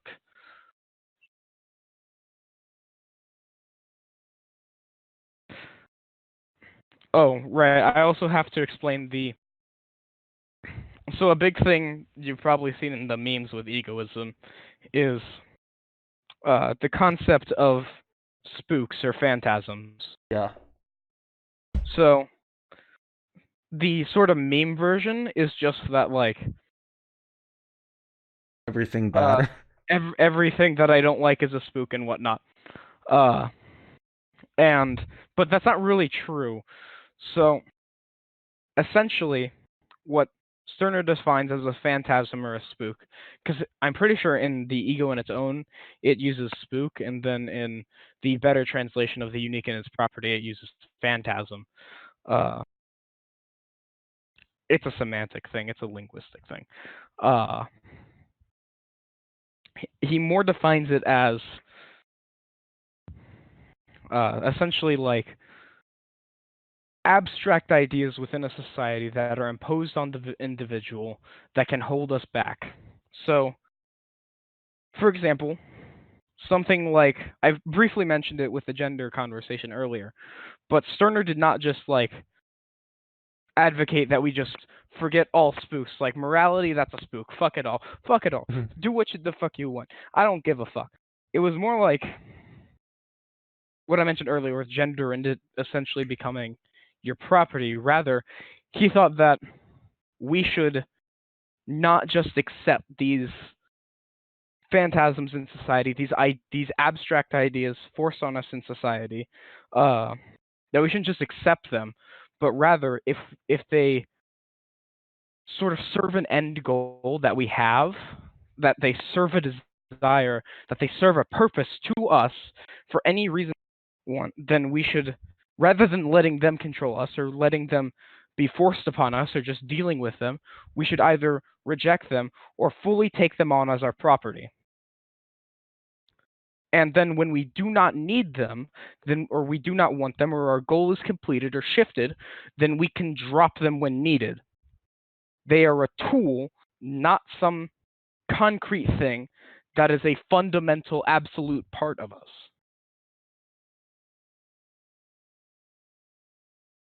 Okay. And obviously, groups and ideologies as well, such as general, going back to the gender thing, general identities as well, such as gender and such. Like, generally, we're prescribed and policed as a gender from birth. That, like, rather, if that's something that we desire and something that suits our goal, then we should take it on as our own thing. That we have power over it. And if it shifts or we shift and we don't want that anymore, we can fucking drop it. The same thing with ideologies or parts of ideologies in praxis, which is why self-theory is a very, very egoist idea as well. Especially with that quote about the ideological shopping market, supermarket, and all that. Okay. And the looting. Yeah, hold on. I'm going to grab my Sterner quotes.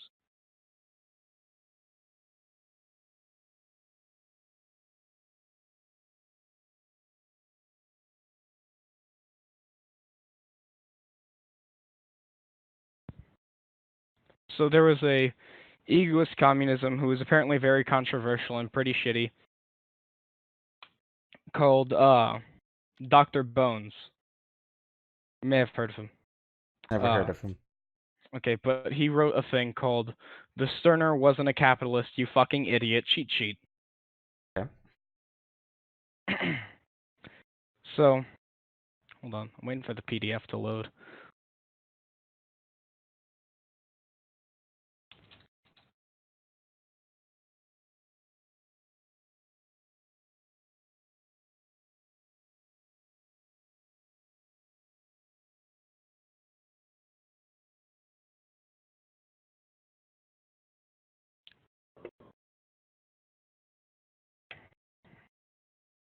Okay, so there's a thing here. So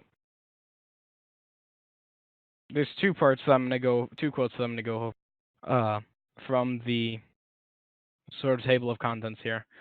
Stirner is opposed to foolish ideas like love and working together, and we as a spook / Stirner never advocated groups of any kind. And also, I guess, helping people / wanting the best for people / desiring a better word / literally anything is an egoism. So I guess it's like in quotes, so it's like this is what people say, and then it's like, well, no, here's a quote from the dude that literally contradicts that. So first one, but the ego from it reminds me of when like conservatives used to say that like America's like the founding fathers were like built America as a Christian nation, and then like people would read quotes of like I think it was Thomas Jefferson literally saying this is not a Christian nation. And not to mention, Thomas Jefferson was barely even a Christian. Like he was a deist, which is a I know. Which is like a weird secular form of Christianity or some shit. Yeah, anyway. like half of them were deists, honestly. Yeah. So, from Stirner's critics, but the egoist is someone who only thinks of himself, in quotes. But this would be someone who doesn't know and relish all the joys that come from participation with others, i.e., from thinking of others as well. Someone who lack countless pleasures, thus a poor sort. But why should this desolate loner be an egoist in comparison to richer sorts? Certainly, for a long time, we are able to get used to considering poverty a disgrace as a crime, and the sacred socialists have clearly proven that the poor are treated like criminals. But sacred socialists treat those who are in their eyes contemptibly poor in this way, just as much as the bourgeoisie do it to the poor. There's another part that's bolded specifically. And now, if someone, we leave it open whether such a one can be shown to exist, doesn't find any human interests in human beings, if he doesn't know how to appreciate them as human beings, wouldn't he be a poor egoist with regard to this interest rather than being, as the enemies of egoism claim, a model of egoism? One who loves a human being is richer thanks to this love than another who does not love anyone. Like, so one way that Stirner was described to me early on before I started getting into this shit was that essentially, like, so a big portion of the unique in its property is critique and sarcasm and humor, which is why Wolfie Landstreaker made the new translation, because the original translation made in the 1920s was done by a Christian dude who Landstreaker felt that had missed out on a lot of the humor and wit and sort of biting critique in the unique in its property. Okay. And so, but yeah, so the way that he was originally was described to me was basically like a shit poster with a heart of like. Okay. Like he just, I feel like that was useful to mention in the first part, especially with the last quote of one who loves another a human being is richer thanks to this love than another who doesn't love anyone. Is that supposed to be a meme? No, that's straight up what his thoughts are. So the unique in its property, that's from Stirner's critics, which he clarified a number of misinterpretations and stuff that was in his time from his first book. So that's him like straight up speaking from the heart there. Like Ah, it's okay. good. Alright, I'm probably gonna need to go to bed soon. Just final thoughts for like 3 minutes. We're gonna go All over right. the best superhero. Right. What do you say? Because Mm, I'm firmly in the. I mean, like, I'm firmly in the Batman camp. I've always been a Batman stan, but like, I'm like partial towards Spider-Man, and like, I also like the Punisher, but the Punisher isn't really a superhero, more like an anti-superhero. I don't know. Yeah, an anti-hero. I've always gravitated more toward, especially as I become more and more anarchist. I've always gravitated more towards the anti-hero types. Yeah, I mean, like, I don't think the the Punisher is kind of a fascist. Depends.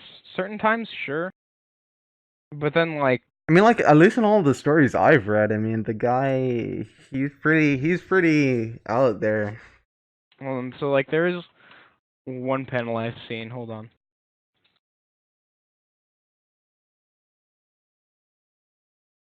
That's Um, actually one of the reasons I find it so hard to read Judge Dredd. Just like, because like I understand that like they're doing a lot more like self criticism of like the idea of like the Judge Dredd society, but like I mean like it's so oppressive. Just like everything in this comic is so like overbearing. yeah. So I remember there's one like comic in which the Punisher is just like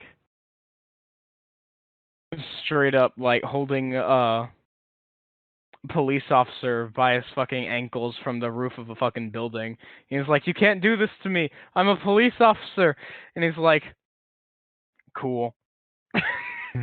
He just doesn't fucking give a fuck. um, I mean,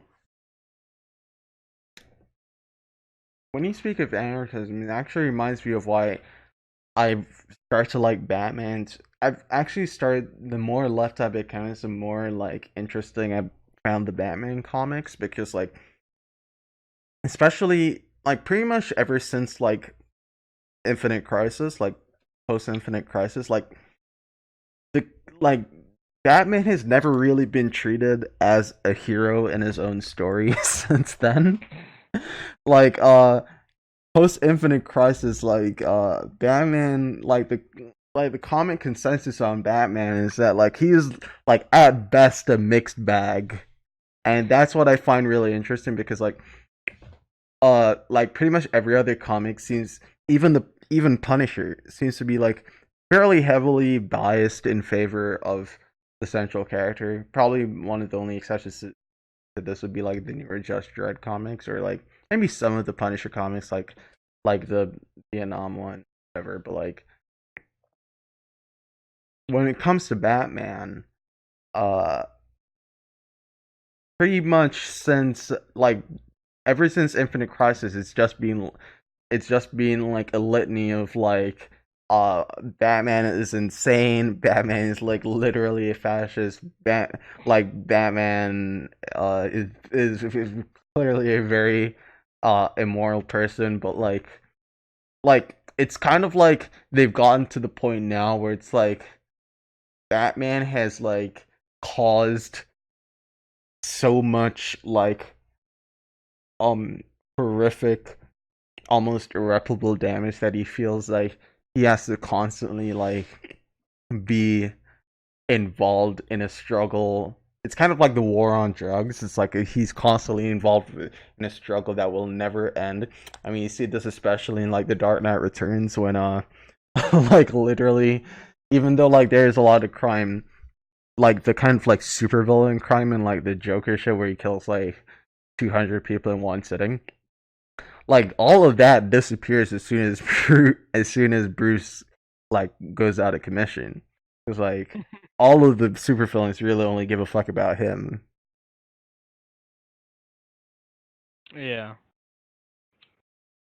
I'm like I'm more into like the TV and movies of superhero stuff. Like the Punisher as the TV show was like a real fucking Oh, good ass show. I didn't watch that. I didn't even know It's on how it ended Netflix. up. It's real fucking good actually. I haven't watched Yo, Daredevil, and I don't want to watch Daredevil, so I watched Daredevil. I like Daredevil. The yeah. intro to Daredevil is fucking cool. I heard there's just like this really shitty Electra romantic subplot. I don't want to. Oh I mean, I yeah. don't want to watch it. Like, the thing about Electra is that she really should be like a really cool character, but she's just never been, and it's really frustrating. She's always just kind of sucked, but like on paper she should be really awesome.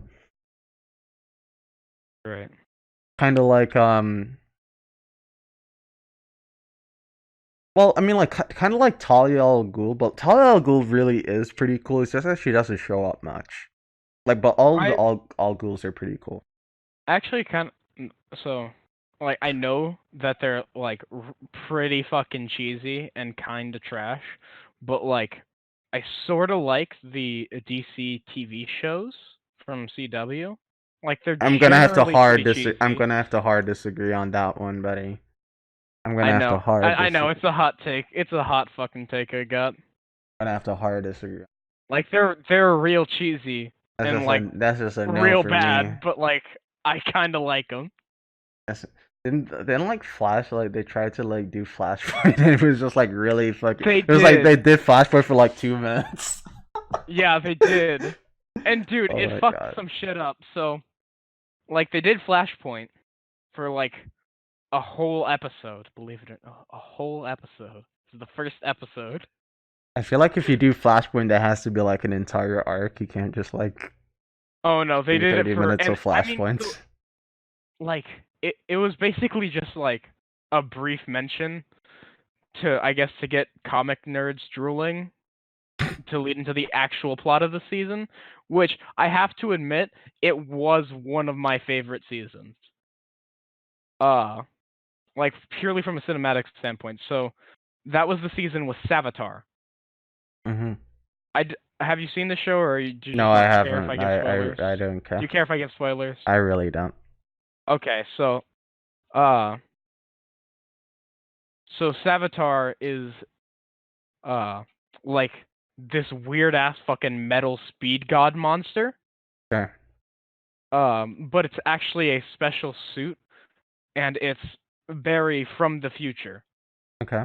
When he made Flashpoint and then rectified it, it made a bunch of weird ass ripples in the space time continuum or whatever, and it created this infinite loop in which Savitar kills Iris, and then from that he makes a bunch of fucking uh those weird little time clone things. Like he goes back in time and grabs a time remnant and to eventually destroy Savitar, which then but it leaves only one, and that future one later becomes Savitar and goes back in time, kills Iris, which then leads to the whole thing. It's a big old fucking time loop. And I actually really liked how they put that in. Uh, Because the whole season is about like trying to do the impossible and break this fucking time loop. I like time. Yeah. I'm just a I feel like time nerd. I like time time travel. loops are kind of just like a. I'm like real. I really don't like time. Whenever people, I'm really glad Rick and Morty, for example, has not done time travel. I fucking hate They time never travel. will. Yeah, I So know, and I the really thing is, like that because I fucking hate time travel. It's so dumb. so the thing is that like time travel is really difficult to pull off, No, and they didn't. No, it's impossible to pull off. Time travel will never make sense. It's an inherently ridiculous concept. I mean, you have to like really get into a bunch of shit, and it's real difficult. You can't travel to the past. It's impossible. Sure, Yeah. but like as If you a try to concept, traveling to sci-fi the is really past, fun, and I like. just like conceptually, the idea of traveling to the past is philosophically unsound to begin with. It's ridiculous. Yeah, yeah, I'd agree that like philosophically and stuff, it's impossible. Time is just what we measure. It's just our perception of what we measure as essentially the decay and growth of objects that we semi-arbitrarily measure. Yeah, and like the idea of like one entity It's like yeah, it's going back, like time isn't a reversing thing. that is ridiculous. Yeah, time isn't a thing. It's not a thing. It's not a place. It's